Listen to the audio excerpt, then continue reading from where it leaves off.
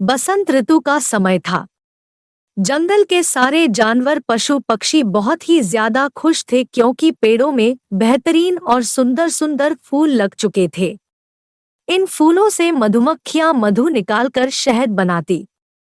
मधुमक्खियों के लिए शहद उनका खाना होता है। इस वजह से मधुमक्खियां भी बहुत ही ज्यादा खुश थी।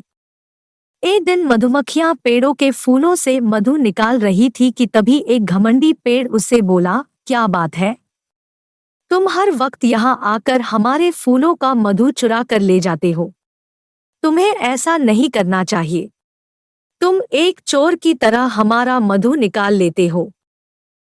माफ करना मेरे दोस्त, यह हमारा काम है और इससे हमें खाना भी मिलता है, इसीलिए हम ऐसा करते हैं। मधुमक्खी ने पेड़ से कहा, तुम मेरे दोस्त नहीं हो, तुम मेरे लिए एक चोर हो जो हमारी मधु को बिना पूछे चुरा कर ले जाता है। आज से तुम कभी भी मुझ पर लगे हुए फूलों का मधु नहीं निकाल पाओगे। यह कहकर पेड़ ने मधुमक्खियों को भगा दिया। फिर उस पेड़ ने अपने बाकी पेड़ साथियों से कहा, आज से हम इन मधुमक्खियों को अपना शहद नहीं लेने देंगे। सभी पेड़ों ने भी उसका साथ दिया। अगले दिन जब मधुमक्खियां शहद लेने आई तो पेड़ जोर से हिलने लगे और उन्हें शहद लेने नहीं दिया। सब पेड़ों ने उनसे मिलकर कहा, चली जाओ तुम सब यहाँ से और यहाँ मत आना। हमने निर्णय लिया है कि हम तुम्हें अपना मधु लेने नहीं देंगे। चले जाओ यहाँ से। यह सब बातें सुनकर वे सारी मधुमक्खी अपने छत्ते पर वापस लौट आए। सबने मिलकर अपनी रानी मधुमक्खी से इस परेशानी के बारे में बात की। सबने रानी मधुमक्खी से कहा, रानी, जंगल के सारे पेड़ों ने निर्णय लिया है कि वे अब से हमें अपने फूलों का मधु लेने नहीं देंगे। ऐसे में हम भूखे मर जाएंगे। अब आप ही बताएं कि हम क्या करें? यह सुनकर रानी मधुमक्खी बहुत ही चिंतित थी। कुछ देर विचार करने के बाद उन्होंने सबसे कहा, हम इस जंगल को छोड़कर दूसरी जगह जाएंगे जहां हमें मधु आसानी से मिल सके। रानी की इस आदेश के बाद सारे मधुमक्खी जंगल छोड़कर चले गए। मधुमक्खियों को जंगल छोड़कर जाता देख सब पेड़ खुश थे। अब वह जंगल बिना मधुमक्खियों के था। जंगल में कोई भी मधुमक्खी नहीं बचा। इसकी वजह से फूलों का पराग एक फूल से दूसरे फूल में नहीं जा पा रहा था।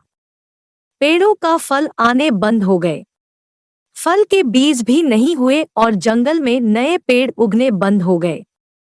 जंगल की हालत बहुत ही ज्यादा खराब हो चुकी थी। ऐसे में पेड़ों ने फिर से सभा बुलाई। सारे पेड़ आपस में बात करने लगे कि उनके ऊपर कल क्यों नहीं लग रहा। तभी एक तितली उनके पास आई और बोली, जब हम तुम्हारे फूलों में बैठते हैं और तुम्हारा मधु लेते हैं तब हमारे शरीर में फूलों के पराग चिपक जाता है। जब हम एक फूल को छोड़कर दूसरे फूल में बैठते हैं तो पराग दूसरे फलों में चला जाता है। ऐसा मधुमक्खियों के साथ भी होता है और वे यह काम करने में सबसे ज्यादा सक्षम है। अब वे यहाँ नहीं हैं, इसीलिए पराग एक फूल से दूसरे फूल में नहीं जा रहे हैं। यह सब सुनकर पेड़ों ने आपस में निर्णय लिया कि वे वापस से मधुमक्खियों को बुलाएंगे और अपने फूलों का मधु लेने देंगे। इसके बाद पेड़ों ने एक कबूतर से कहा, मेरे दोस्त, तुम्हें एक संदेश लेकर मधुमक्खियों के पास जाना है। तुम्हें उनसे कहना है कि हमारे जंगल के सारे पेड़ उन्हें यहाँ वापस आने का निमंत्रण दे रहे हैं और वे जितना चाहे उतना मधु हमारे फूलों से ले सकते हैं। हम उन्हें मना नहीं करेंगे। यह खबर लेकर वह कबूतर मधुमक्खियों के पास चला गया। उसने वह सारी बातें मधुमक्खियों की रानी को बताई। यह सब सुनकर मधुमक्खी की रानी वापस उस जंगल में लौटने के लिए राजी हो गई। रानी ने अपने सभी लोगों को आदेश दिया कि वे सब वापस उसी जंगल में जाएंगे जहां से वे आए थे। जैसे ही वे जंगल वापस पहुंचे सारे पेड़ों ने उनसे माफी मांगी और मधुमक्खी की रानी ने उनकी माफी को स्वीकार किया। अब वे सारे मधुमक्खी पेड़ों की फूलों से मधु ले सकते थे, जिसके चलते पेड़ों में फल लगने चालू हो गए और वापस से बीज भी होने लगे।